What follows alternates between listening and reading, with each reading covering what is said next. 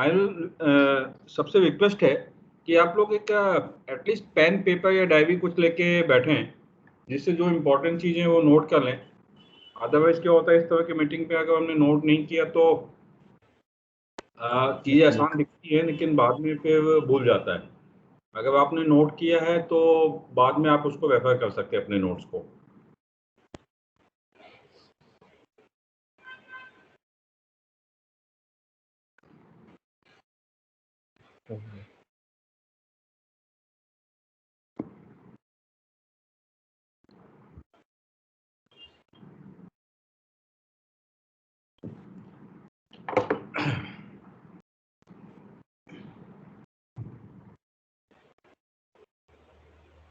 तो प्रदीप जी स्टार्ट करते हैं। Yes, let's start. तो वेरी गुड आफ्टरनून एवरीवन। उम्मीद करता हूँ कि सब लोग ठीक होंगे इस पेंडेमिक में, ना फैमिली में भी सब लोग ठीक ठाक हैं। थोड़ा प्रिकॉशन रखने की ज़रूरत है एंड आई एम श्योर कि आप लोग सब लोग वो प्रिकॉशन ले हुए होंगे। आज के मीटिंग की अगर बात करें तो आज हम लोग लाइफ इंश्योरेंस के बारे में डिस्कशन करने जा रहे हैं। आप लोग में से बहुत सारे लोग लाइफ इंश्योरेंस बैकग्राउंड से आते हैं, तो आपको नॉर्मली लाइफ इंश्योरेंस के बारे में पता है, लेकिन फिर भी एक बार बेसिक्स कि लाइफ इंश्योरेंस होता क्या और कितने टाइप के होते हैं और किस तरह के लोगों के लिए क्या सुटेबल है, ये जान लेना और समझ लेना बहुत ज़रूरी है। आपको मालूम है तो वापस एक बार एक तरह से कह सकते हैं कि हमारा रिवीजन हो जाएगा और हम उसको वापस बेसिक्स पे रिवीजन होना कोई प्रॉब्लम नहीं है, वापस कर सकते हैं। एंड आज के सेशन में मैं चाहूँगा कि थोड़ा इंटरेक्टिव रखें तो समझने में भी अच्छा रहेगा एंड आप पार्टिसिपेट करेंगे तो मुझे भी अच्छा लगेगा। तो सबसे पहले अगर हम लाइफ इंश्योरेंस की बात करें तो लाइफ इंश्योरेंस से आप क्या समझते हैं? कोई भी क्या समझ में आता है लाइफ इंश्योरेंस से? लाइफ इंश्योरेंस है क्या? कोई भी बता सकता है? लीजिए, लाइफ इंश्योरेंस क्या चीज़ है? आई विल रिक्वेस्ट कि तो आप पार्टिसिपेट करेंगे तो बेहतर रहेगा। तो कोई भी बता सकता है कि लाइफ इंश्योरेंस से आप क्या समझते हैं। कोई सही गलत आंसर नहीं है, जो भी आपको लगता है वो आप बता सकते हैं।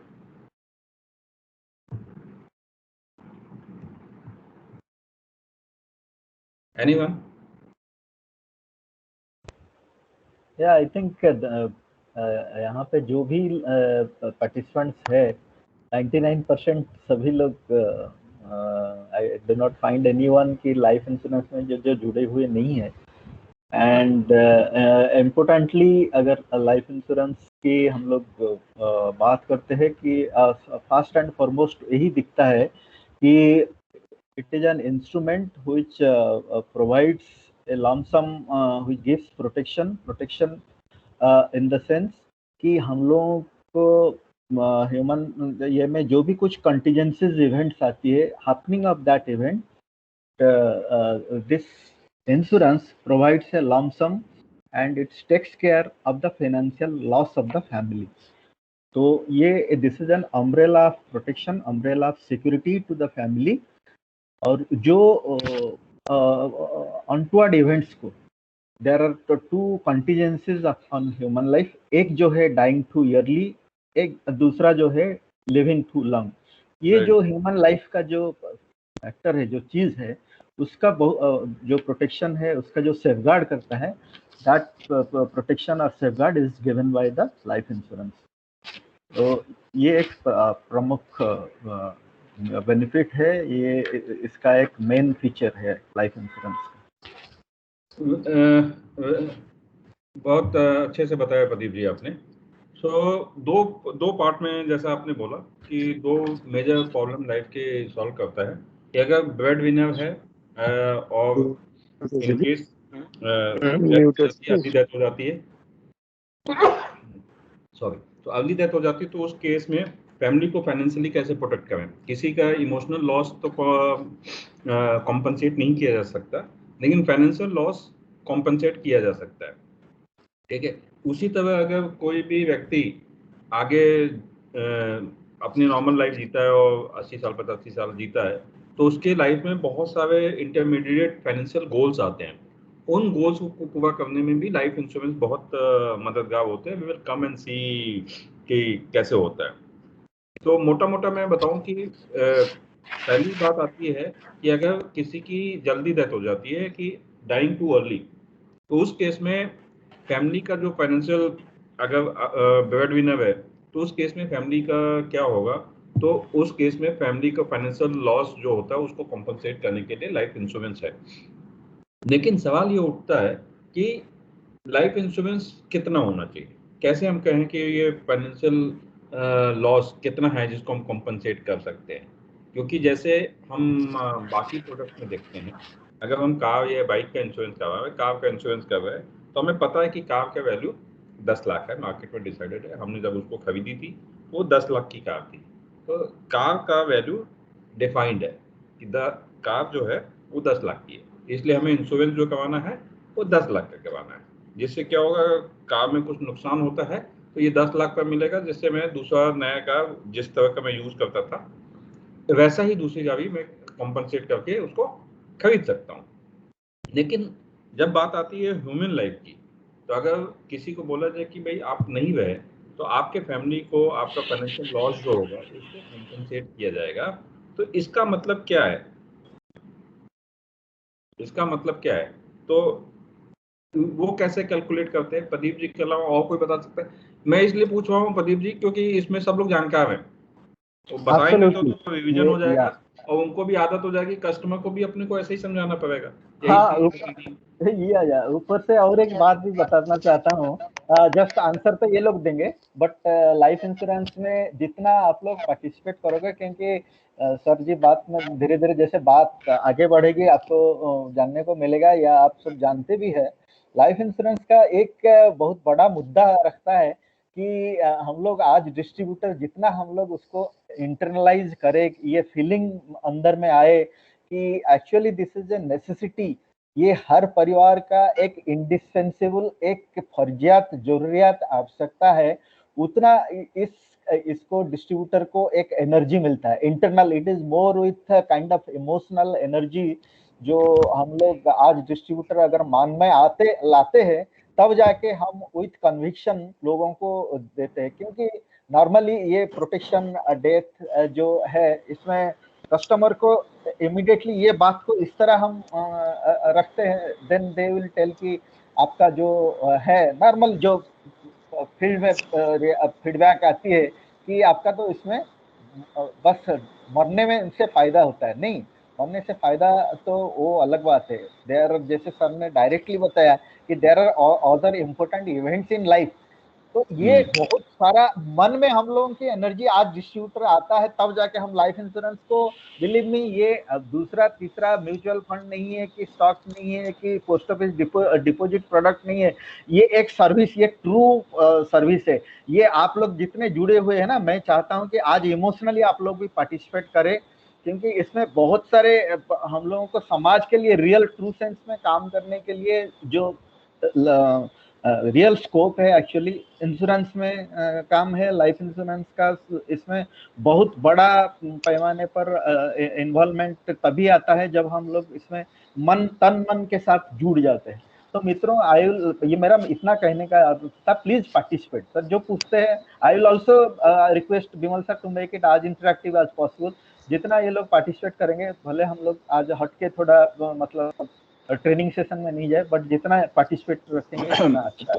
तो वही प्रयास है, बस सामने से थोड़े जवाब आने चाहिए, नहीं तो गाड़ी अटक जाती है। अगर किसी को लाइफ इंश्योरेंस कितना होना चाहिए, ये कैसे कैलकुलेट करते हैं, कोई बताए, किसी को बताना हो तो। अभी जैसा प्रदीप जी ने बोला, हम 2 पार्ट में देख रहे हैं, पहला लिविंग टू अर्ली एंड दूसरा लिविंग टू लॉन्ग।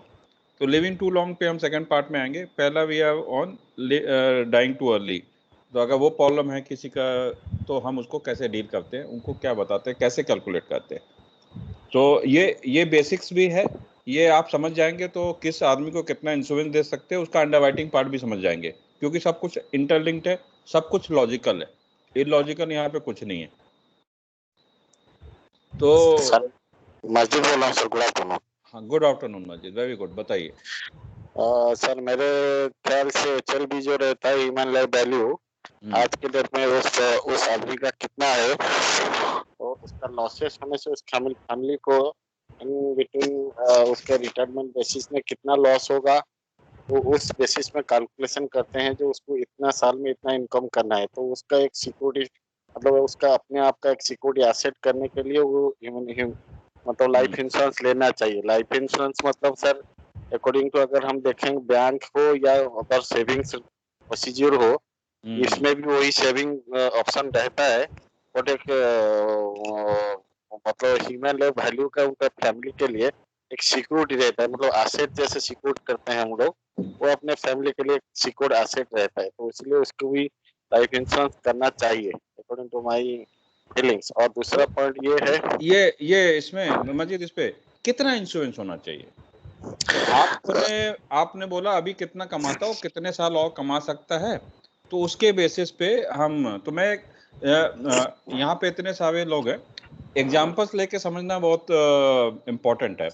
तो मजीद, मैं आपके बात को एलोबोरेट कर रहा हूँ, आप हाँ ना बताइएगा और फिर उसके बाद अपना कमेंट दे सकते हैं कि अगर किसी की उम्र 30 साल है, ठीक है, और वो 10 लाख पे महीना साल का कमाता है, तो अभी वो 30 साल और जॉब करने वाला है या काम करने वाला है। नॉर्मली हम 60 का रिटायरमेंट पकड़ते हैं जॉब में, तो करेक्ट है। तो 10 लाख इंटू 30, 3 करोड़ का इंश्योरेंस होना चाहिए।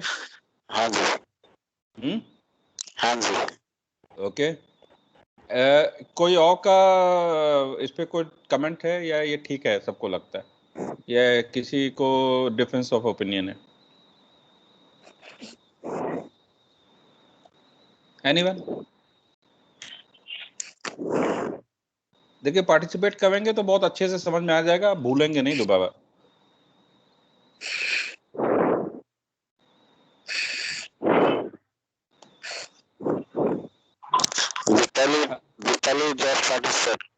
हाँ जी,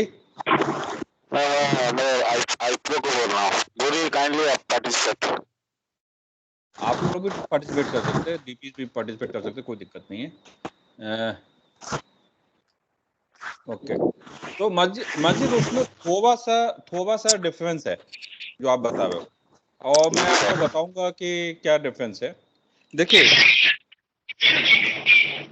हम लोग ने क्या बोला कि लाइफ इंश्योरेंस है इनकम रिप्लेसमेंट या सामान का रिप्लेस, जैसे कार का रिप्लेसमेंट का मैंने एग्जांपल दिया था, तो जो फैमिली में इनकम आ रही है उसका रिप्लेसमेंट है, या वो फैमिली में जो इनकम आ रही है वो बने रहना चाहिए, ठीक है। सो अगर मैं इसको ऐसे देखूं, I will request others, Bhuvi आप म्यूट पे चले जाइए, पीछे से कुछ आवाज आ रहा है। तो अगर किसी का इनकम 10 लाख है, ठीक है, और घर में फैमिली है, तो ये बंदा घर में क्या कंट्रीब्यूट कर रहा है, ठीक है, क्या कंट्रीब्यूट कर रहा है, मतलब 10 लाख है इनकम, 10 लाख में से ये जो अर्निंग इनकम,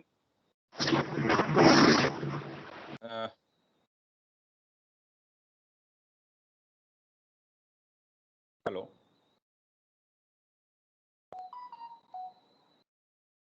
ओके, हाँ, तो ये अर्निंग बंदा है, 10 लाख कमाता है, तो 10 लाख में इसका खुद पे भी कुछ एक्सपेंसेस हैं।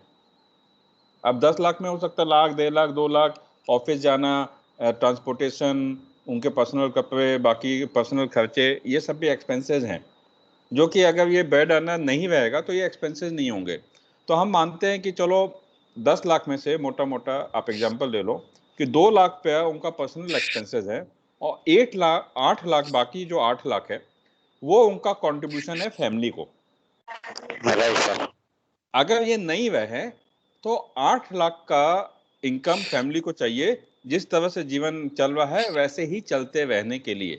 इसको मैं अभी सिंपल टर्म्स में बता रहा हूँ, इस पे इन्फ्लेशन और बाकी सब अभी मैं ऐड नहीं कर रहा हूँ, उसको सिंपल टर्म्स में समझिए। तो 8 लाख का अगर बेड अर्नर था, ये मिस्टर एक्स थे, ये 10 लाख कमाते थे, 10 लाख में से 2 लाख इनका पर्सनल खर्चा था, 8 लाख इनके फैमिली को कंट्रीब्यूशन था। अब ये मिस्टर एक्स नहीं रहे तो ये फैमिली का लॉस क्या है, ये 8 लाख का फाइनेंशियल लॉस है, जो फैमिली को कंट्रीब्यूशन आता था वो अभी नहीं आएगा, ठीक है। तो इंश्योरेंस इतना होना चाहिए कि ये 8 लाख कॉम्पनसेट हो सके। करेक्ट है। तो नॉर्मली अगर मैं मानूं कि ये फैमिली को फाइनेंशियल नॉलेज कम है, तो ये क्या करेंगे, अगर इनको इतना एक लमसम पैसा मिल जाए जिसको बैंक में रखने से ये 8 लाख का ब्याज मिलने लगे, तो ये फैमिली का फाइनेंशियल लॉस कॉम्पनसेट हो सकता है। तो रफली अगर इसको और मोटा मोटा देखें, मैं आपको बहुत ऊपर के लेवल पे समझाऊं जिससे आप कॉन्सेप्ट समझ पाए। तो 8 लाख अगर 5% का रिटर्न मान लीजिए बैंक से आज मिल रहा है, तो 8 लाख का साल का इनकम होने के लिए रफली 5% में मतलब उसका 20 टाइम्स का अपने पास पूंजी होनी चाहिए। ठीक है, तो 20 टाइम्स का पूंजी यानी 8 लाख का 20 टाइम्स कितना हो गया? 1 करोड़ 60 लाख। 1 करोड़ 60 लाख मजिद। तो मजिद अगर 1 करोड़ 60 लाख का ये मिस्टर एक्स का इंश्योरेंस है और उनके नहीं रहने पे फैमिली को 1 करोड़ 60 लाख मिलता है, तो इसको ये बैंक में भी रख देंगे तो 5% का भी इंटरेस्ट अगर आ रहा है उससे, तो 8 लाख की इनकम उनको फैमिली को आने लग जाएगी। तो ये हुआ उनका इनकम रिप्लेसमेंट। ठीक है, तो उनको 3 करोड़ की इंश्योरेंस की जरूरत नहीं है, शायद 3 करोड़ वो अफोर्ड भी नहीं कर पाएंगे, और 30 टाइम्स इंश्योरेंस कोई देगा भी नहीं, most of the insurance company. ठीक है, लेकिन अगर वो 10 लाख की इनकम है, 2 लाख का उनका पर्सनल खर्चा, 8 लाख फैमिली को कंट्रीब्यूट करते थे, 1 करोड़ 60 लाख का अगर उनका इंश्योरेंस है, तो उनके नहीं रहने पे फैमिली को 1 करोड़ 60 लाख मिलेगा। और उस 1 करोड़ 60 लाख को अगर बैंक में भी रखेंगे 5% के ब्याज पे भी, तो 8 लाख का इनकम फैमिली को मिलते रहेगी, जिससे फैमिली का जीवन यापन बाकी चीजें वैसे चलती रहेंगी। क्लियर है मजिद? Everyone else? किसी को कोई डाउट इसमें कुछ? No sir. ओके, तो इनकम रिप्लेसमेंट मेथड है, इनकम समझ में आ गया। या ठीक है, तो ये बात आई थिंक आप किसी भी क्लाइंट को भी समझाओगे कि भाई आज के दिन में किसी भी ब्रेड अर्नर है जो घर का कमाने वाला आदमी है, उसको कुछ हो जाता है तो पीछे से फैमिली की रिक्वायरमेंट क्या पड़ेगी। इसको समझाने का एक और तरीका है जो अगर कस्टमर पॉइंट ऑफ व्यू से अगर देखें, जिसको हम लोग 3 लेवल्स ऑफ प्रोटेक्शन की बात करते हैं। तो ये फर्स्ट लेवल प्रोटेक्शन में, और ये हम लोग ने पीछे करीब 10,000 लोगों पे ये हमने टूल चला के देखा है, एंड वी हैव फाउंड कि इट इज वर्क्स। इस टूल के साथ हम लोग ने ऐसा भी किया कि सड़क पे चलते हुए किसी भी आदमी को पकड़ के हम उससे इंश्योरेंस का डिस्कशन कर सकते हैं। तो जो मैंने बात समझाई, अगर किसी भी जिसको आप इंश्योरेंस पेश कर रहे हैं, किसी भी कस्टमर को समझाना हो, तो इससे एक सिंपल क्वेश्चन है कि आज मैं ब्रेड अर्नर हूं अपने फैमिली का, किसी कारणवश से मैं आज घर से बाहर निकला और मैं वापस घर नहीं पहुंचा, और खुदा न खास्ता अब ऐसा हो गया कि मैं कभी भी घर नहीं पहुंचूंगा, तो मेरे फैमिली के बेसिक रिक्वायरमेंट्स होते हैं 4 बेसिक रिक्वायरमेंट्स हैं। 4 बेसिक रिक्वायरमेंट्स क्या है, कोई बता सकता है?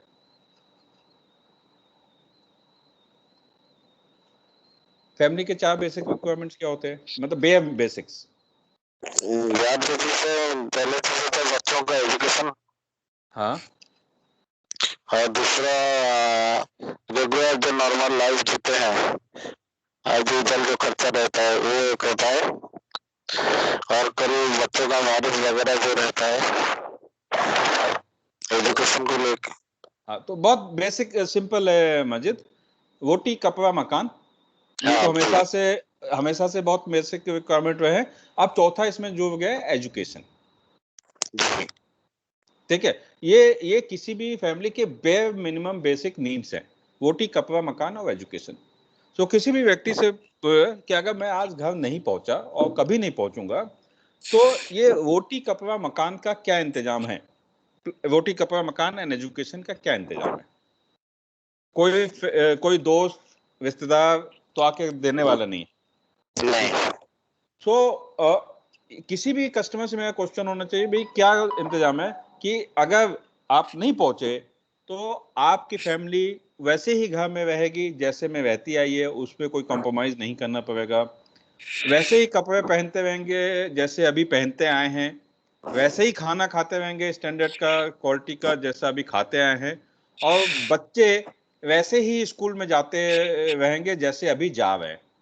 इसमें कोई कॉम्प्रोमाइज करना नहीं पड़ेगा। तो क्या इतना बेसिक मिनिमम इंतजाम है?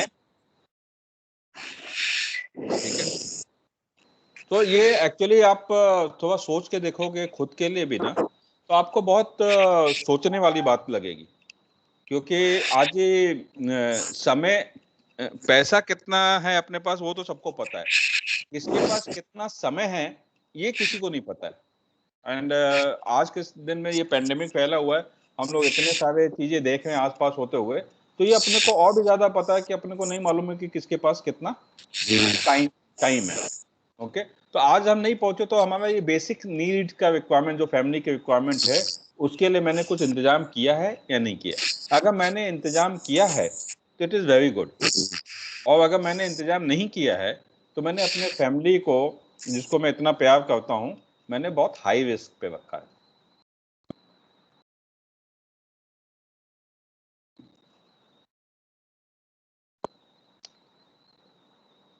Am I clear?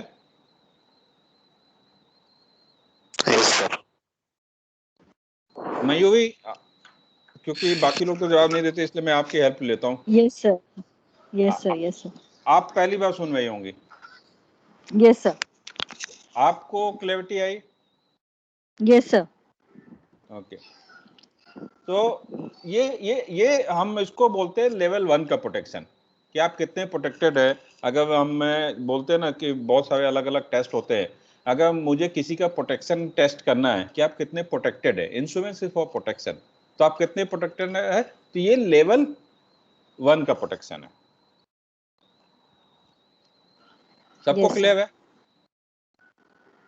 इस पे ज्यादातर लोगों को टर्म की रिक्वायरमेंट आती है। तो अगर इनकम के हिसाब से आपका कितना इंश्योरेंस होता है देख लीजिए, आपके पास कितना इंश्योरेंस है, कितना वेल्थ है, सब देख लीजिए, कि अगर आप नहीं रहे तो फैमिली की बाकी बेसिक नेसेसिटीज पूरी वैसे ही चलते रहे, उतना इंतजाम है नहीं है, वो अपने को देखने की जरूरत है। That is number 1 protection. और इसमें ह्यूमन लाइफ वैल्यू के हिसाब से आप उसको कैलकुलेट करके बता सकते हैं कि भाई आपकी इतनी रिक्वायरमेंट है, आपका फैमिली में इतना कंट्रीब्यूशन जाता है, आपको कुछ हो गया तो उस कंट्रीब्यूशन का 20 टाइम्स आपके फैमिली को लमसम मिलना चाहिए, जिससे कि उनका खर्चा चलता है as it is without compromise किए हुए। Hello sir, this is Parul here. या मेरा क्वेश्चन ये है कि ये जो अभी फैमिली को बाद में पैसा मिलता है, वो एक साथ मिलता है या वो एवरी मंथ उनको मिलता है, और जाता कैसे है? ये हर महीने जाता है प्रीमियम, इसका कैसे है? लाइक इसका मुझे कोई आइडिया नहीं है। Thank you. ओके, सो पावल जी, प्रीमियम आप भरने का आप डिसाइड कर सकती हैं। आपने इंश्योरेंस लिया है तो प्रीमियम मंथली भी भर सकते हैं, 3 महीने में भी भर सकते हैं, 6 महीने में भी भर सकते हैं, 6 महीने की 2 किस्त हो जाएगी, और सालाना भी भर सकते हैं अभी ये। ओके, तो वो आप डिसाइड एज ए कस्टमर आप डिसाइड कर सकते हो कि आपको प्रीमियम कैसे पे करना है। Mostly monthly and quarterly mode में बहुत सारी कंपनी आजकल अलाउ नहीं करती, या अलाउ भी करती हैं तो सिर्फ ईसीएस मोड में पेमेंट, जहां बैंक से डायरेक्ट कट जाता है, उस मोड में अलाउ करती हैं। That is number 1। नंबर 2, जो आपका दूसरा क्वेश्चन है कि पेमेंट कैसे मिलता है, तो normally most of the insurance policy में जितना भी आपने सम एश्योर्ड या जिसको बोले कि आपने बीमा लिया है, रिस्क कवर लिया हुआ है, वो पैसा आपको लमसम मिल जाता है। ठीक है, लेकिन अभी प्रोडक्ट भी इवॉल्व हो गए हैं, इसमें बहुत सारे ऑप्शंस भी आ गए हैं। तो एक मंथली ऑप्शंस भी हैं, और एक लमसम प्लस मंथली दोनों ऑप्शन भी हैं, प्लस एक लमसम ऑप्शन भी है सिर्फ। तो एक लमसम एक ऑप्शन है, लमसम प्लस मंथली दूसरा ऑप्शन है, सिर्फ मंथली तीसरा ऑप्शन है। तो most of the monthly option में क्या होता है कि जो भी जिसका भी इंश्योरेंस है, अगर उसकी डेथ हो जाती है तो उसके फैमिली को जो भी सम एश्योर्ड है, मान लीजिए हमने एक का वो 20 लाख का मान लीजिए सम एश्योर्ड है, तो साल का हो गया 10 महीने का 12 लाख पे 10 साल में, तो वो 10 साल की इक्वेटेड मंथली इंस्टॉलमेंट में उसको बन जाता है। तो 10 साल में हो गए 120 महीने, तो एक को 20 लाख का अगर आपने इंश्योरेंस लिया है तो 1 लाख पे महीना अगले 10 साल तक उस कस्टमर के क्लाइंट के फैमिली को मिलता रहेगा। ये ऑप्शन हम इंश्योरेंस लेते समय डिसाइड कर सकते हैं कि कैसे चाहिए अपने को। Okay okay, thank you sir. Okay, so ठीक है, good. So I think we can move forward. अब चलते हैं कि इसके आगे भी और भी रिक्वायरमेंट, जैसा प्रदीप जी ने शुरू में बताया था, और भी रिक्वायरमेंट होते हैं जिसके लेके लाइफ इंश्योरेंस होता है। तो आप जानते हैं कि अपने पास life insurance pure term policy होती है, जिसमें हमें बिल्कुल सिंपल लाइफ इंश्योरेंस प्लान, जिसमें अगर हमें कुछ हो गया तो हमारी फैमिली को एक लमसम अमाउंट मिल जाता है। हमें प्रीमियम भरते रहते हैं, और उतने अगर ड्यूरेशन की हमने पॉलिसी दी है, उस ड्यूरेशन में अगर क्लाइंट को कुछ भी नहीं हुआ तो उसको कुछ भी वापस नहीं मिलता। उसमें हालांकि वेरिएशन आ गए कि आपको जमा हुआ पैसा जितना आपने प्रीमियम पे किया है वो वापस मिल जाता है, लेकिन उस केस में प्रीमियम बढ़ जाता है। ठीक है, लेकिन एक दूसरा पॉपुलर फॉर्म है जिसमें हम कहते हैं सेविंग प्लस इंश्योरेंस। तो कुछ इंश्योरेंस भी है प्लस हमारा सेविंग अमाउंट भी है। तो दूसरे तरह के जो रिक्वायरमेंट है फैमिली में, अगर अभी मैंने लेवल 1 प्रोटेक्शन की बात की, अगर हम इसको जाएं और लेवल 2 प्रोटेक्शन की बात करें, ठीक है, तो लेवल 2 प्रोटेक्शन में क्या है कि हमारा हर आदमी का अपने फैमिली को लेके कुछ सपने होते हैं। ठीक है, लाइक मैं रिटायरमेंट में अपना घर होगा, मे बी मेरे बच्चे का एजुकेशन ऐसा होगा, वो इंजीनियर करेंगे, डॉक्टर बनेंगे, आर्किटेक्ट बनेंगे, सीए बनेंगे, या जो भी है, ऑक्सफोर्ड में पढ़ेंगे, हार्वर्ड में पढ़ने जाएंगे। ठीक है, एंड इस तरह के बहुत सारे हमें फैमिली को लेके अपने सपने होते हैं, जो इमीडिएट कि मैं क्या देखना चाहता हूँ, अपने फैमिली को किस तरह से देखना चाहता हूँ। ठीक है, तो ये सभी सपने का क्या है, तो ये आपके ड्रीम्स हैं कि आपका बेटा हार्वर्ड में जाके पढ़े, आपका बेटा डॉक्टर बन जाए, या आपका बेटा सीए बन जाए, या बेटी इंजीनियर बन जाए, जो भी है। ठीक है, प्लस उनकी शादी इस तरह से होनी चाहिए, शादी में मैं इतना पैसा खर्च करूंगा, पूरे शहर में पता चलना चाहिए कि मेरे बच्चों की शादी है। तो different people have different kind of dreams. ठीक है, ये ड्रीम्स हैं। आप श्योर है आपने सारा इंतजाम किया है, आप जी रहे हैं, आप कमा रहे हैं, कि आपको पता है कि अगर आप होंगे शादी, आप कर रहे होंगे शादी, या आप होंगे तो एजुकेशन में कोई दिक्कत नहीं आनी है, शादी वैसी होगी जैसे हमने प्लान किया, सब कुछ होगा वैसे। लेकिन इंश्योरेंस इसलिए क्योंकि लाइफ में एक बड़ा इफ है, बोलते हैं ना, लाइफ, LIFE, लाइफ, लाइफ में बीच में L और E के बीच में क्या है, इफ है। और ये इफ हम सबके लाइफ में बहुत इंपॉर्टेंट रोल प्ले करता है, जिसकी वजह से हमारी लाइफ में क्या होगा कुछ भी सर्टेन नहीं है, बिकॉज अपने लाइफ में, हम सबके लाइफ में वो इफ लगा हुआ है। ओके, सो अगर अगेन मैं नहीं रहा तो ये सारे सपने पूरे होंगे, या कुछ और प्लान B C D पे काम करना पड़ेगा। कोई भी दूसरा इंस्ट्रूमेंट, फाइनेंशियल सर्विसेज या अदरवाइज भी दूसरा इंस्ट्रूमेंट आपके सपनों का पूरे होने का, फाइनेंशियल रिक्वायरमेंट की बात कर रहा हूँ, उसकी गारंटी नहीं लेता। Only life insurance is the only product जो आपके सपने भी पूरे हों उसकी गारंटी लेता है। उसके लिए इनफ प्रोडक्ट्स हैं।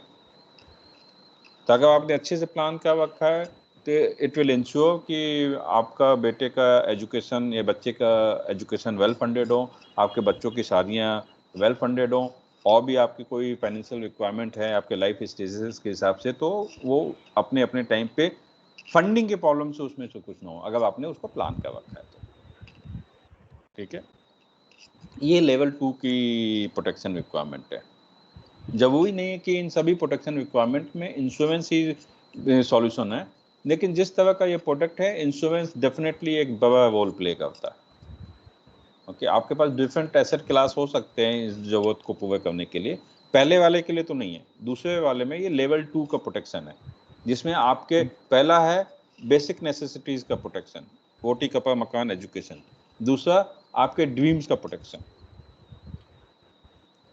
ठीक है, ये लेवल 2 का प्रोटेक्शन है। हाँ विमल सर, ये एक बताना सॉरी आपको रिक्वेस्ट करूंगा, जैसे आपने एक्सपेंसेस का हिसाब से 1,60,00,000 का 5% का हिसाब लगाया, इसी तरह एस्पिरेशन गोल्स का जो हम लोग डिस्कशन कर रहे हैं, बता रहे हैं कि एजुकेशन और मैरिज का, उसका भी एक हिसाब किताब, जैसा कोई किसी पेरेंट्स का एस्पिरेशन है कि मेरा इंजीनियरिंग कोर्स परस्यू करे या मेडिकल में परस्यू करे, इतना आज की तारीख का एक्सपेंसिव, इसके हिसाब से सर कैसे प्रोविजन लोगों का, जैसा वहाँ पे हम लोग देखे थे प्रोटेक्शन, लाइफ प्रोटेक्शन का 1,60,00,000, यहाँ पे भी उसको किस तरह एडिशनल एक गिनती आता है, एक थोड़ा सा हिसाब किताब भी लोगों के हम लोग ओके एक आइडिया दे। तो सपोज इसमें मैं कहता हूँ कि इन्फ्लेशन भी डाल सकते हैं, राइट? हाँ, कि मान लो आज एक इंजीनियरिंग करने में 20 लाख रुपए का खर्चा होता है आज के दिन में, एंड अभी मेरा बच्चा 3 साल 4 साल का है, मैं उसकी प्लानिंग कर रहा हूँ, तो जब तक वो इंजीनियरिंग में पहुंचेगा 19 साल 20 साल की एज में, तो प्रॉबेबली ये खर्चा जो आज 20 लाख का है ये 50 लाख हो गया होगा। तो ये 50 लाख का अरेंजमेंट इमीडिएट कैसे होएगा? ठीक है, तो अगर हमने ये आज ये फोर्सी किया और अपनी फाइनेंशियल प्लानिंग उस हिसाब से करी है, तो हम आज सोचते हैं कि हम 50 लाख इकट्ठा तो नहीं होगा, लेकिन चलो अगर हम 50 लाख में से अगर अगले 15 साल 17 साल जो भी टाइम मेरे पास बचा हुआ है, मैं इसमें 2 लाख का जमा करूँ, तो 25 से 30 लाख का मैं जमा करूँगा और वो इन्वेस्टेड रहेगा, उसमें ग्रोथ आएगी, तो उसको मिला के 50 लाख हो जाएगा। अपने पास ये ऑप्शन है, तो लेकिन उसकी प्लानिंग आज करनी पड़ेगी। लेकिन इसमें लाइफ इंश्योरेंस का रोल कैसे आता है, मैं 2 तरीके से बताता हूँ इसमें। ठीक है, ये तो आप कहेंगे कि मैं म्यूचुअल फंड भी कर सकता हूँ, अगर मैं इतना सेविंग करूँ और 20 साल तक इतना पैसा या 15 साल तक इतना पैसा करूँ, तो मे बी बैंक एफडी में भी मेरा पैसा भर के इतना हो जाएगा, म्यूचुअल फंड में भी पैसा इतना हो जाएगा, या और कोई इंस्ट्रूमेंट है मैं गोल्ड खरीद लूँ जिसका अपना अपना I am not saying suggesting any of this things, but सबका अपना ओपिनियन है एंड अपना एसेट क्लास का चॉइस है। ओके, तो उसके हिसाब से लोग खरीदते हैं, अब होगा नहीं होगा मालूम नहीं। ठीक है, और बहुत सारे लोग लाइफ इंश्योरेंस में भी इन्वेस्ट करते हैं, बच्चे के नाम से एक पॉलिसी ले ली, तो उसमें मैं आपको ये बता सकता हूँ कि लाइफ इंश्योरेंस पॉलिसी से आपका ये जो फाइनेंशियल गोल्स हैं उसकी एश्योरेंस कैसे हो जाती है कि ये जब आप लाइफ इंश्योरेंस के थ्रू ये अपने फाइनेंशियल गोल्स प्लान करते हैं, तो उसकी 100% श्योरिटी है वो मीट आउट होने के लिए। बाकी में क्यों नहीं है वो मैं आपको बताता हूँ। आपने म्यूचुअल फंड की एसआईपी ली है, या पोस्ट ऑफिस में वैक्यूमिंग का कोई वो किया है, या आपने हर महीने एफडी करना चालू कर दिया, जो भी कर रहे हैं, इन सब में जो इफ वाला मैंने आपको ऑप्शन बताया ना, वो बड़ा क्रिटिकल है। आप अगर बच्चे के 20 साल तक होने तक गारंटी है कि आप होंगे ही होंगे, आपको पूरा भरोसा है कि आपकी लाइफ में अगले 20 साल में क्या होना है ना, आप हैं तो फिर तो कोई दिक्कत नहीं, आप मैनेज कर लेंगे। लेकिन ये जो इफ आता है उसकी बड़ी प्रॉब्लम है। तो अगर मैं नहीं हुआ तो फिर मेरा प्लान कैसे, ये 50 लाख कैसे आएगा? क्योंकि इंश्योरेंस पॉलिसी में he is the only product, या आप नहीं भी रहे हैं तो जो आपके इंस्टॉलमेंट है ना वो कंपनी भरती रहेगी, वो क्योंकि पॉलिसी में प्रोविजन होता है।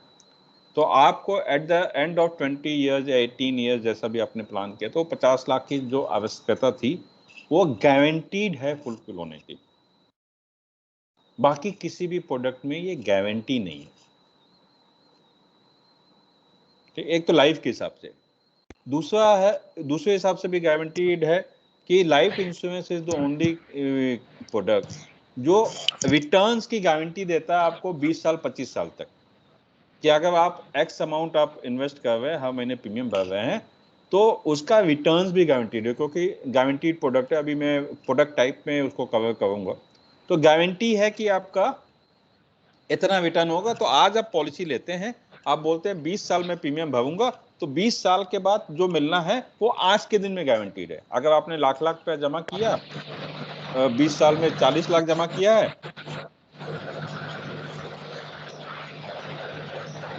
एक minute can everyone go on mute?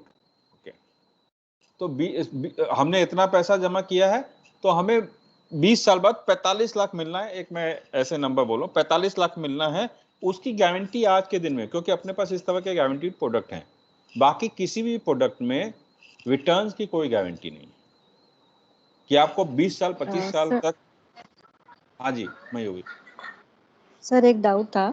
हाँ सर जैसे आप कह रहे हैं कि 20 साल तक की ये गारंटी है, बट अगर किसी की 10 साल में डेथ हो जाए तो भी 20 साल तक की गारंटी रहेगी? लाइक 20 साल बाद वो अमाउंट मिलेगा?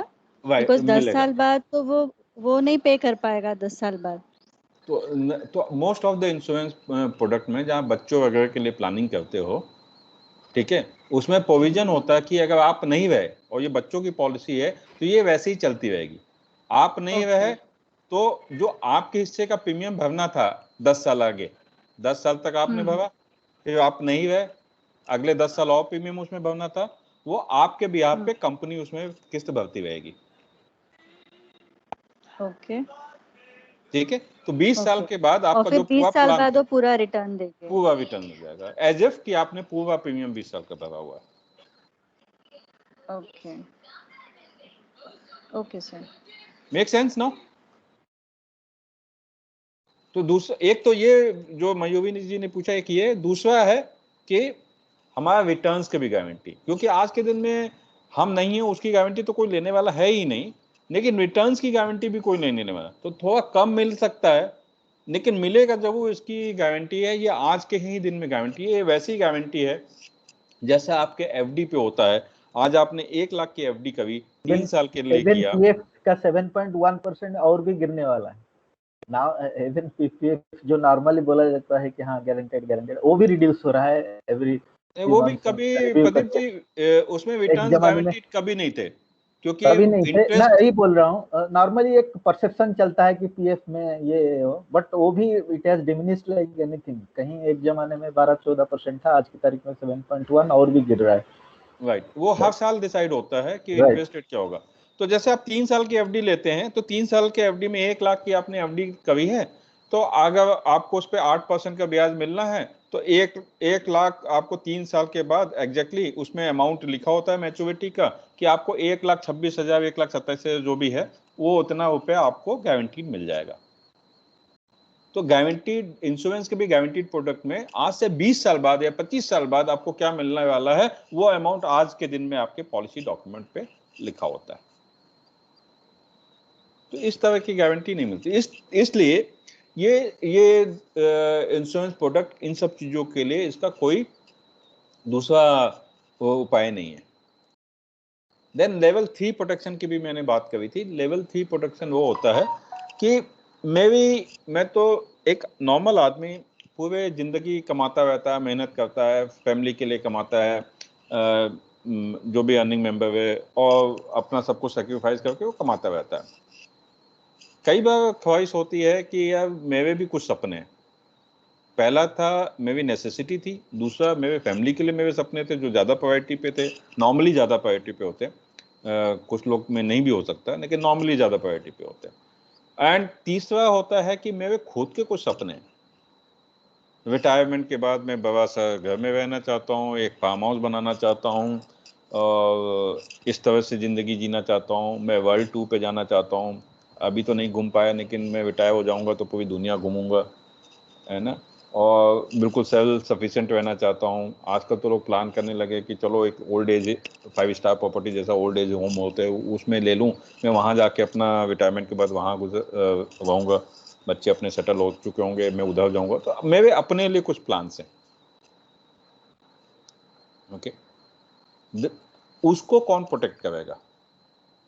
क्योंकि जैसा प्रदीप जी ने बोला, लिविंग टू लॉन्ग।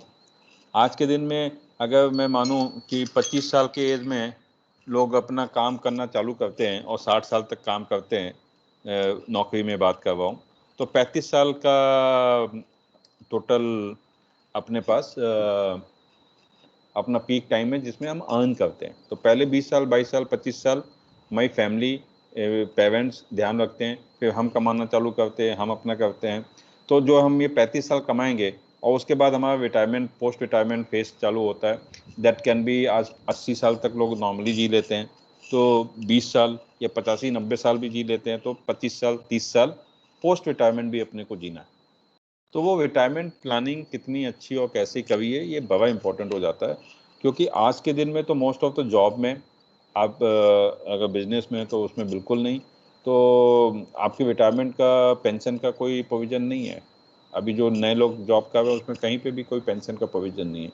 तो आपको अपने रिटायरमेंट का और अपना सोशल सिक्योरिटी सिस्टम अभी तो कंट्री में उतना स्ट्रांग नहीं है, तो आपको अपने रिटायरमेंट का इंतज़ाम खुद ही करना पड़ता है। तो आपके जो अपने लिए सपने हैं, आपके रिटायरमेंट प्लानिंग है, ये सब लेवल 3 में आता है। उसके लिए क्या क्या है, and why I will just 2 minute लूँगा ये ब्रीफ करने के लिए कि वाई इंश्योरेंस ही इसका एक सॉल्यूशन है, बाकी प्रोडक्ट क्यों नहीं होते।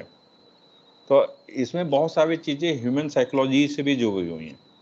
क्या है कि इंश्योरेंस पॉलिसी आपने सबने अगर अपना लिया हुआ है, तो अगर आपको पैसे की ज़रूरत पड़ती है तो कितने लोग पहला दिमाग में क्या आता है, कौन सा आपके बोलते हैं ना, बहुत सारे गड्ढे में पानी भरे हुए हैं, एफडीज हैं, थोड़े स्टॉक्स भी हैं, म्यूचुअल फंड भी है, हो सकता है कुछ प्रॉपर्टी भी हो, इंश्योरेंस में भी पैसा है, तो छोटे काफ़ी गड्ढों में पानी है। तो अगर आपको पैसे की ज़रूरत पड़ी तो उसमें से आप बताएंगे कोई कि सबसे पहले कौन सा पैसा खर्च होगा। आपको अपने सेविंग में से कुछ पैसा निकाल के खर्च करने की ज़रूरत है, तो सबसे पहले कौन सा पैसा खर्च होगा। एनीवन? अरे कोई टेस्ट नहीं है, कुछ भी बता सकते हैं, एंड कोई सही गलत भी जवाब नहीं है।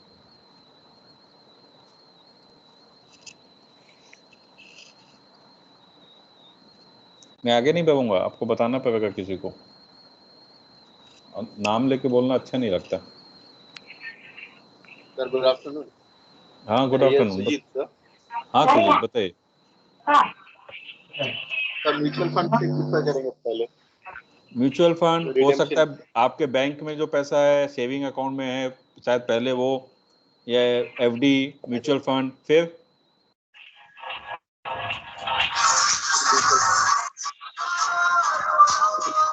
प्रॉपर्टी वगैरह में कुछ। तो आप देखेंगे इसमें कि जो इंश्योरेंस में पैसा रखा होता है वो दिमाग में जल्दी नहीं आता, वो बिल्कुल लास्ट, बहुत ही भयानक इमरजेंसी आ गई तभी उस पर बात आती है, अदरवाइज इंश्योरेंस का पैसा जल्दी कोई नहीं निकालता। ये मेरा पिछले 24 साल का तजुर्बा मुझे बताता है कि इंश्योरेंस से पैसा जल्दी कोई नहीं निकालता।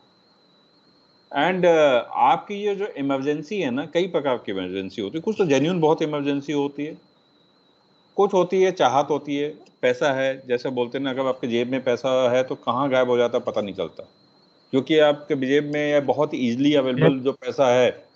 यस ट्रांजैक्शन हुआ है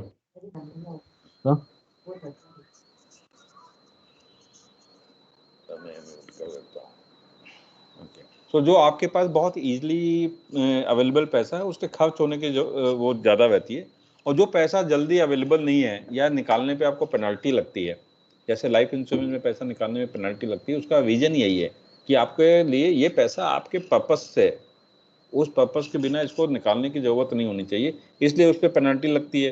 जो पेनल्टी लगती है तो हम उसको निकालते नहीं, और जो पैसा रखा रहता है तो थोड़ा थोड़ा जोड़ के भी वो बड़ा हो जाता है। तो एक चीज़ समझ लीजिए और ये अपने कस्टमर को भी समझाइए, life insurance is not about returns. Returns investment में आते हैं, life insurance is not about returns. 8%, 10%, 12% mutual fund, stock, वो सब इन्वेस्टमेंट्स हैं। Life insurance is not about returns, life insurance is about accumulation, पैसा इकट्ठा होना चाहिए। एंड टाइम एंड अगेन बहुत सारे एक्सपेरिमेंट हुए हैं कि जो पैसा एक्यूमुलेशन, पूंजी जो बनती है वो लाइफ इंश्योरेंस प्रोडक्ट से बनती है, बाकी से नहीं बनती। मैंने प्रैक्टिकल भी देखा है कि म्यूचुअल फंड में ज़्यादा रिटर्न मिल सकता है, 12%, 15% का रिटर्न, लेकिन उसमें चर्न होता रहता है, पैसा आता रहता है, और जब भी पैसा आता है थोड़ा पैसा खर्च हो जाता है। मुझे गाड़ी की ज़रूरत है, मैंने निकाला, पैसा खर्च हो गया, तो प्लानिंग निकल जाता है। तो लाइफ इंश्योरेंस में ऐसा नहीं होता। Life insurance is for accumulation, पूंजी बनती है, बाकी प्रोडक्ट में रिटर्न आएंगे, लेकिन जब रिटर्न्स आएंगे तो खर्च भी हो जाएंगे। और प्रैक्टिकली हो जाता है। इन सब रीजन से लाइफ इंश्योरेंस का कोई ऑप्शन नहीं है। तो आपको क्लियर है 3 स्टेज ऑफ प्रोटेक्शन। पहला बेसिक रिक्वायरमेंट, बेसिक नीड्स अपनी, दूसरा फैमिली के लिए जो अपनी ड्रीम्स है, और तीसरा हमारे लिए ड्रीम्स है। तो किसी के साथ भी बैठे तो ये 3 चीज पे डिस्कशन आप कर सकते हैं कि भाई आपका बेसिक नेसेसिटी में क्या है। मैं आपको बता दूं 90% लोग लेवल 1 प्रोटेक्टेड नहीं है। 90% लोग लेवल 1 प्रोटेक्टेड नहीं है। या इंश्योरेंस है भी तो जैसे मैंने अभी आप लोग को 10 लाख वाला एग्जांपल दिया जिसमें 1.6 करोड़ का इंश्योरेंस होना चाहिए, लेकिन आप देखोगे 5 लाख का इंश्योरेंस करके बैठे हैं और उनको लगता है कि उनका इंश्योरेंस हो गया है। और अगर उनको कुछ हो गया तो फैमिली को क्या मिलेगा? 5 लाख पे, which is not even sufficient for 6 month. तो 2 प्रॉब्लम है, इंश्योरेंस नहीं होना, उससे भी बड़ा प्रॉब्लम है अपने कंट्री में अंडर इंश्योर्ड होना। अब आप सोचिए 10 लाख की गाड़ी लिया आपने, 50,000 का उसका इंश्योरेंस करा दिया, गाड़ी डैमेज हो गई पूरी और 50,000 पर मिला, अब क्या करेंगे? बाइक भी नहीं आएगी। ओके, तो ये चीजें समझाने के लिए तो मैं आपको वापस रिपीट करता हूं कि कंट्री में 90% लोग लेवल 1 प्रोटेक्टेड भी नहीं है। मयूरी क्लियर है? Yes sir, yes sir. तो हम जिससे भी मिले, सड़क पे भी मिलते, मैं तो सड़क पे मैंने बात करी हो, एक्सपीरियंस है मुझे हैदराबाद से लेके कोचीन से लेके कंट्री के डिफरेंट हिस्से में, कि हम लोग ने तो बोला कि चलो अगर आपको कस्टमर नहीं मिलते ना, मैं सड़क पे किसी भी आदमी को बात कर सकता हूँ, ये भाई साहब हम एक प्रोटेक्शन सर्वे कर रहे हैं, आपसे 2 मिनट का टाइम चाहते हैं। तो नॉर्मली क्या करता है, 10 में से 5 आदमी रुक जाता है। हिंदुस्तान में लोगों के पास टाइम बहुत है, अगर आप अच्छे से बात कर रहे तो पूछते हैं भाई साहब अगर एक चीज़ पूछनी थी कि आप यहाँ हैं, अगर घर नहीं पहुँचे और कभी नहीं पहुँचे, कुछ चीज़ों में ब्लंड भी हो सकते हैं, तो आपके फैमिली का बेसिक रिक्वायरमेंट जो कि रोटी कपड़ा मकान एजुकेशन है, उसका क्या प्रोविजन आपने क्या हुआ है, ये हम बस हम ये सर्वे कर रहे हैं।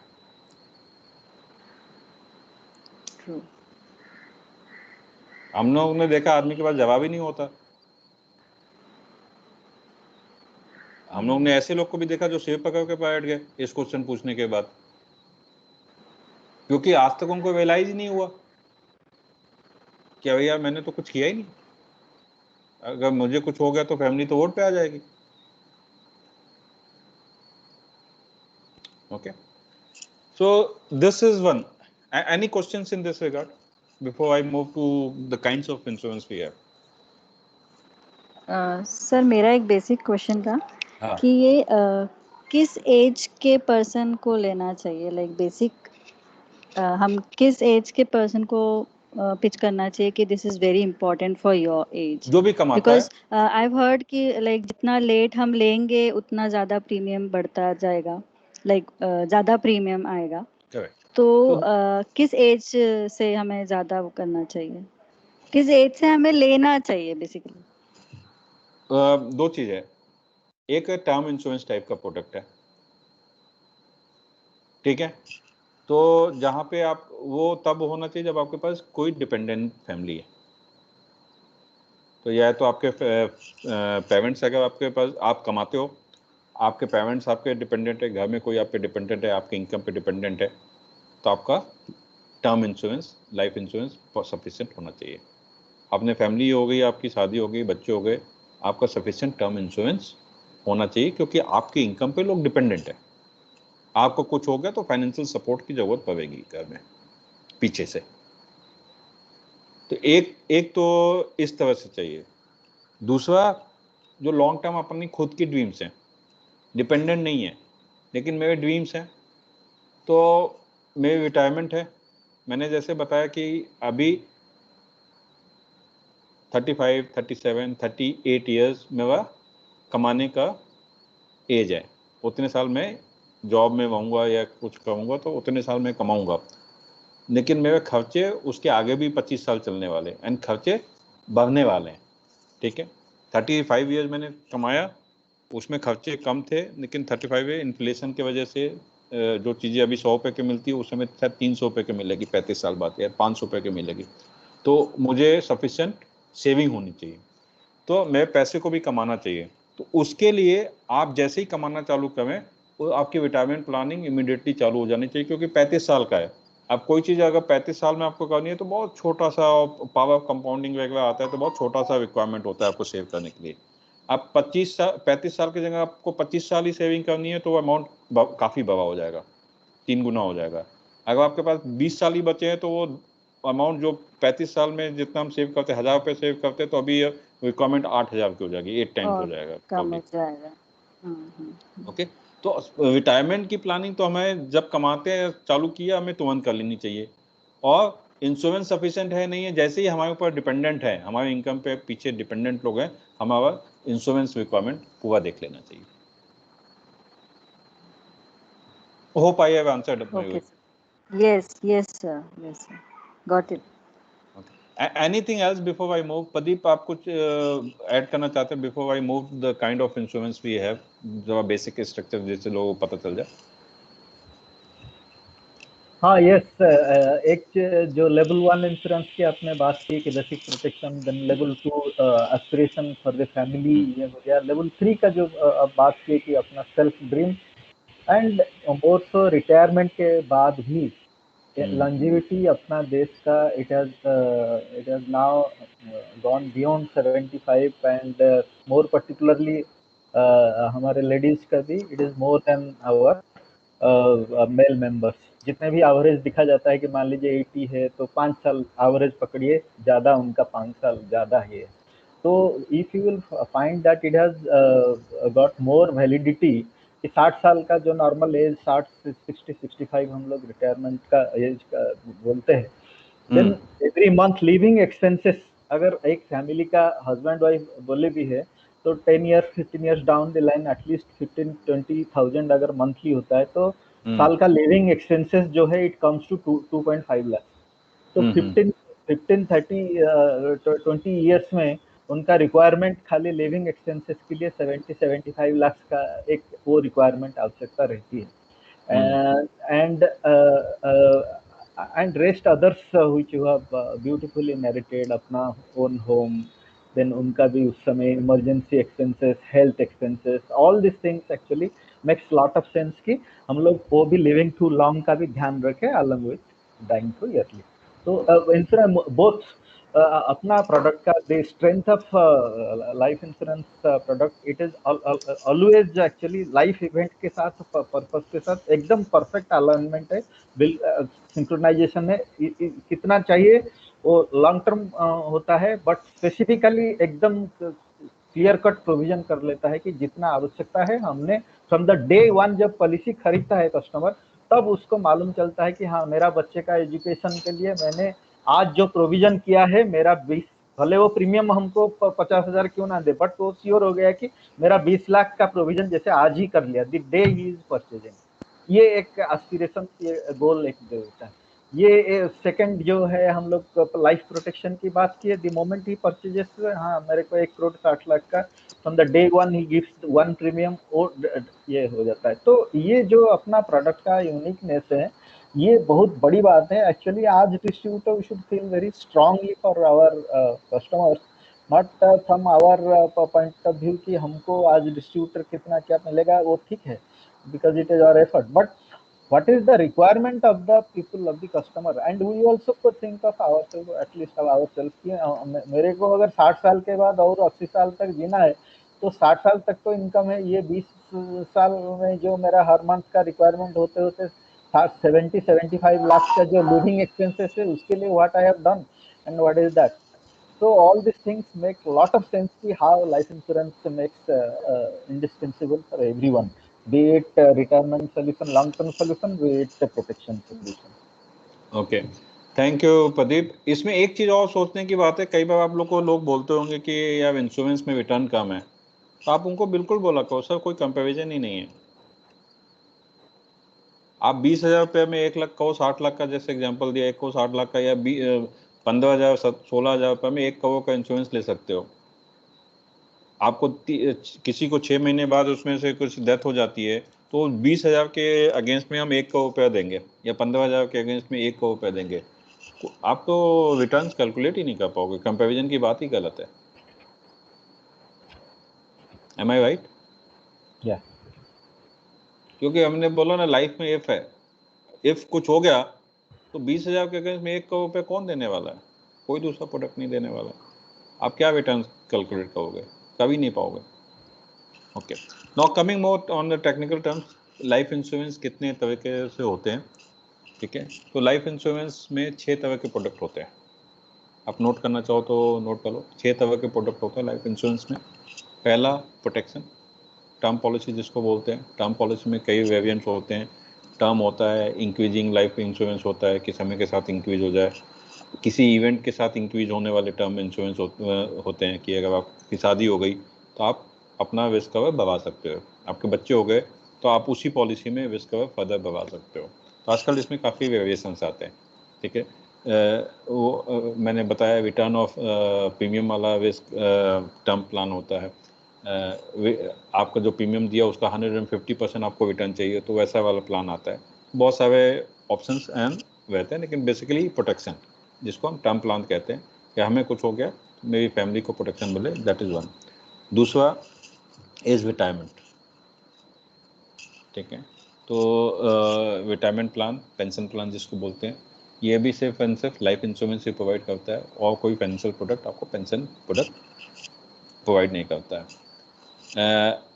लाइफ इंश्योरेंस वैसे तो जो आपकी मेडिक्लेम वगैरह होते हैं वो जनरल इंश्योरेंस करते हैं, लेकिन लाइफ इंश्योरेंस में भी अपना हेल्थ प्लान होता है, क्रिटिकल इलनेस होता है, डिफाइंड बेनिफिट वाले हेल्थ प्लान होते हैं। डिफाइंड बेनिफिट और मेडिक्लेम में मोटा मोटा फर्क समझें कि मेडिक्लेम रीइंबर्समेंट है। आपको कुछ हो गया, आपने हॉस्पिटल में गए, सर्जरी की ज़रूरत पड़ी, अस्पताल में रहने की ज़रूरत पड़ी, आईसीयू में ज़रूरत पड़ी, तो आपके समय शॉर्ट के हिसाब से जितना आपका खर्च हुआ है उसका रिम्बर्समेंट हो जाता है। तो that is a reimbursement scheme. Life insurance में जो हेल्थ प्लान होता है वो डिफाइंड बेनिफिट होते हैं। अगर क्रिटिकल इलनेस लिया है आपने 50 लाख का लिया हुआ है, कैंसर उसमें इंक्लूडेड है, किसी को कैंसर हो गया तो 50 लाख या जो भी डिफाइंड है जैसा, उस हिसाब से उसमें पेमेंट इमिडिएटली मिल जाएगा। हॉस्पिटलाइजेशन का आपने लिया हुआ है, अगर आपको 5,000 रुपये का उसमें मिलना है तो जितने दिन भी हॉस्पिटलाइज रहेंगे वो 5,000 रुपये आपको मिल जाएंगे, भले आपका खर्चा जो भी हो। आपने मेडिक्लेम का रिम्बर्समेंट लिया है नहीं लिया है, क्योंकि लाइफ इंश्योरेंस का मानना है कि अगर आप हॉस्पिटल गए तो उसमें आपके कई तरह के मेडिकल के अलावा भी फाइनेंशियल पैसे लग सकते हैं या नुकसान हो सकता है। जैसे कि बहुत सारी चीज़ें मेडिक्लेम में कवर नहीं होती हैं। आपका खाना, आपका हॉस्पिटल आना जाना, आपके फैमिली में किसी का आना जाना, उसका एंगेज होना, आप उतने दिन हो सकता है ऑफिस नहीं जा पाओ, अपने बिजनेस पे ना जा पाओ, तो वो फाइनेंशियल लॉसेस, या आपको कोई टेक केयर कर रहा है तो वो भी ऑफिस पे नहीं जा रहा है, उसके फाइनेंशियल, फैमिली का फाइनेंशियल लॉसेस, बहुत सारी चीज़ें होती हैं। जब एक कोई फैमिली में बीमार पड़ जाता है, हॉस्पिटलाइज हो जाता है, तो बहुत सारे खर्चे एडिशनल आ जाते हैं जो मेडिक्लेम वगैरह से कवर नहीं हो पाते। तो लाइफ इंश्योरेंस आपको डिफाइंड बेनिफिट वाले प्रोडक्ट भी देता है जिसको हेल्थ की कैटेगरी में डाल सकते हैं। देन सेविंग विद प्रोटेक्शन, कि हम प्रोटेक्शन तो चाहिए लेकिन साथ में सेविंग भी चाहिए।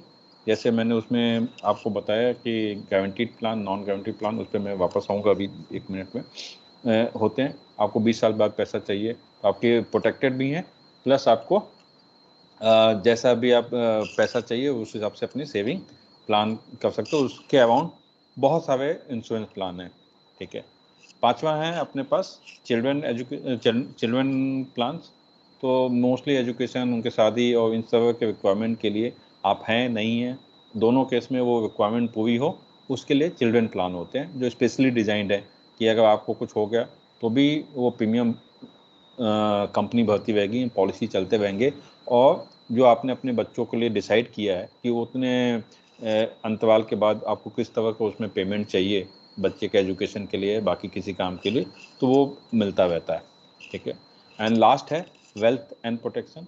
तो आप चाहते हैं कि बहुत सारे प्रोडक्ट ऐसे होते हैं जो वेल्थ क्रिएशन के लिए होते हैं, या तो हायर रिटर्न्स वाले पॉलिसी हैं, या यूलिप पॉलिसीज़ हैं, मार्केट लिंक पॉलिसीज़ हैं, जिसमें आपका प्रोटेक्शन भी होता है। यानी इंश्योरेंस तो अब सभी प्रोडक्ट में होता ही है, लेकिन उसमें आपको जैसे मार्केट में म्यूचुअल फंड आपको अपॉर्चुनिटी देते हैं वेल्थ क्रिएट करने के लिए, वो अपॉर्चुनिटी आपको लाइफ इंश्योरेंस में भी, यूलिप या मार्केट लिंक पॉलिसीज़ में आपको उसमें आपको सुविधा मिलती है वो करने के लिए। सेविंग एंड प्रोटेक्शन में मैं कहूँ तो 2 तरह की पॉलिसी होती हैं उसमें। एक होता है पार, एक होता है नॉन पावर। पावर मतलब participating, non power means non participating. ठीक है, नॉन पार्टिसिपेशन का मतलब होता है पार्टिसिपेटिंग इन प्रॉफिट। ठीक है, तो मोटा मोटा मैं बता दूं कि जितने भी आपके पॉलिसीज़ हैं इस कैटेगरी में जो आते हैं, उनका जो पैसा आता है वो मिला के इन्वेस्टमेंट इंश्योरेंस कंपनी उसको इन्वेस्ट करती है, और इन्वेस्टमेंट के बाद उस इन्वेस्टमेंट में से जो रिटर्न आता है, ठीक है, उसमें 10% कंपनी अपने पास रखती है, 90% पॉलिसी होल्डर्स में डिस्ट्रीब्यूट हो जाता है। ठीक है, दिस इज पार्टिसिपेटिंग प्लान, क्योंकि जो भी कंपनी का प्रॉफिट होगा इन्वेस्टमेंट्स वगैरह से, उस पूरे पूल से, उसमें से वो आपको आपका हिस्सा दे देंगे। तो वो कभी कम हो सकता है, कभी ज़्यादा हो सकता है, फ्लक्चुएशन हो सकता है, बहुत सारे चीज़ों पे डिपेंड करता है। बल्क ऑफ द मनी आपका इंटरेस्ट वाले मतलब कॉर्पोरेट बॉन्ड्स हैं, डेट फंड्स हैं, इन सब में लगा होता है, तो इसमें इंटरेस्ट मिलता है, फ्लक्चुएशंस कम होते हैं, लेकिन ये इंटरेस्ट रेट पे काफ़ी वेरी करता है कि आपका इसमें रिटर्न्स क्या आएंगे। थोड़ा पैसा स्टॉक्स में भी लगा होता है, लेकिन वो बहुत छोटा पोर्शन होता है, तो उसका रिटर्न्स क्या आएगा, तो इसके बेसिस पे आपको क्या बोनस आएगा, क्या मिलेगा, वो पार्टिसिपेटिंग है। दूसरे कैटेगरी का प्लान है नॉन पार्टिसिपेटिंग, जिसमें हम कहते हैं कि आपका नॉन पार्टिसिपेटिंग है, प्रॉफिट हो ना हो उससे कोई लेना देना नहीं है। पॉलिसी स्टार्ट करते समय हमने डिसाइड कर लिया था कि हमें इस पॉलिसी में इतना रिटर्न चाहिए, ये 20 साल की पॉलिसी है, मैं 12 साल प्रीमियम भरूंगा और 8 साल उसके बाद वेट करूँगा, 20 साल के बाद मुझे ये अमाउंट मिल जाना है, ये फिक्स है। तो इसमें आपको प्रॉफिट हुआ, कंपनी को लॉस हुआ, उससे कोई लेना देना नहीं है। जो मेरा आपके साथ इंश्योरेंस कंपनी के साथ एग्रीमेंट है, उस एग्रीमेंट के तहत मुझे अपना पैसा मिल जाना है। ये नॉन पार्टिसिपेटिंग प्लान हुआ। ठीक है, तो 6 कैटेगरी है, जिसमें इन्वेस्टमेंट का मैंने बताया, उसमें 2 कैटेगरी है, पार्टिसिपेटिंग एंड नॉन पार्टिसिपेटिंग। आज के दिन में नॉन पार्टिसिपेटिंग प्लान का सेल बहुत ज़्यादा है, क्योंकि इसमें 5.5, 5.6, 6% तक का, एंड आप जानते हैं कि इंश्योरेंस से जो पैसा आता है इस तरह से वो टैक्स फ्री होता है, तो 6% का टैक्स फ्री रिटर्न जैसा भी नॉन पार्टिसिपेटिंग प्लान में आपको गारंटी आती है। अच्छा, ये गारंटी 20 साल 25 साल की है, तो 6% आप समझ सकते हैं अगले 20 साल 25 साल के लिए गारंटी है। नॉट ओनली दिस, आज इसमें आप एफडी करेंगे तो आपको 3 साल या 5 साल के लिए आपको रेट गारंटी होता है, लेकिन उसका पैसा आज देना पड़ता है 1 लाख। यहाँ पे क्या है, आप किस्तों में दे रहे हैं। आपने अगले 10 साल में 10 लाख रुपये इन्वेस्ट करने की जो सोची, तो आप 1-1 लाख रुपये भरते चले जाते हैं। तो आज 1 लाख रुपये भरेंगे, आज से 10 साल बाद 10वीं किस्त भरेंगे, ओके, तो वो 1 लाख। तो आज से, आज है अपना 2021 में, मे भी 2030 में आप 10वां किस्त भरेंगे, तो 2030 में जो किस्त भरेंगे उसकी भी गारंटी आज के रेट पे 6% के रेट से गारंटी हो गई। ये गारंटी पूरे फाइनेंशियल सर्विसेज में और कोई दूसरा प्रोडक्ट नहीं दे सकता, कि आज से आप 5 साल 8 साल 10 साल बाद जो इन्वेस्टमेंट करेंगे उस पर भी आज के रेट पे गारंटी है कि उस पर क्या मिलेगा। तो this is a big opportunity, this is a very big opportunity. इसके वजह से अभी नॉन पार्टिसिपेटिंग प्लान बहुत फैशन में है और बहुत तेज़ी से बिकते हैं, एंड इसमें सेल बहुत अच्छा हो सकता है। आप इसको अच्छे से समझा पाएँ तो बहुत अच्छा इसमें सेल हो सकता है। बड़े प्रीमियम्स आते हैं इसमें, 50 लाख करोड़, 2 करोड़, 5 करोड़, 10 करोड़ के भी प्रीमियम्स आते हैं। Okay, so that's it from my side. किसी को कोई कंफ्यूजन, कोई डाउट, कोई question, I will be very happy to answer. Anyone? नहीं तो मुझे मयूरी एनपीयू से पूछना पड़ेगा, क्योंकि ये भी मेरे क्लाइंट हैं, इनको समझ में आ जाता, तो क्योंकि लोग इंश्योरेंस बैकग्राउंड से नहीं है, मुझे लगता है कि बाकी को भी समझ में आ जाएगा। मयूरी क्लियर है? Yes sir, yes sir, yes sir. मुझे तो इस लाइफ इंश्योरेंस में ज़्यादा कुछ नॉलेज नहीं था, but definitely now I can say कि आई कैन, मतलब आई रियली, मुझे सीरियसली बहुत अच्छे से समझ में आया है लाइफ इंश्योरेंस। अब मैं भी किसी को सीरियसली बता सकती हूँ कि लाइफ इंश्योरेंस क्या है, तो आज आप वैभव का बिकॉज चेक कर लेना कि वैभव अभी का, तक मुझे इतना नहीं पता है। हाँ, वैभव का आप चेक कर लेना कि उसका सफिशिएंट लाइफ इंश्योरेंस है कि नहीं। एक आपका प्रैक्टिस सेशन हो जाएगा। यस यस, मैं आज ही अभी इस कॉल के बाद ही मैं सबसे पहले यही पूछूंगी उससे। बहुत श्योर अच्छे। सर, तो हमारे यहाँ बहुत सारे फीमेल एडवाइजर्स थैंक यू होते हैं so much sir. Life insurance में बहुत सारे फीमेल एडवाइजर होते हैं, और हमने जब लेवल 1, लेवल 2 और लेवल 3 प्रोटेक्शन बताया, और उसके बाद सब्सिक्वेंट हम हफ्ते 10 दिन बाद हमने जब उनसे डिस्कशन किया, तो most of the females have gone back home. उन्होंने अपने हस्बैंड का चेक किया कि उनका भाई लाइफ इंश्योरेंस की क्या पोजीशन है, not out of anything else, but it is required, it is बहुत इमरजेंसी जैसा चीज़ है, और इसका ठीक होना बहुत ज़रूरी है। तो बट ऐसा इम्पैक्ट आता है।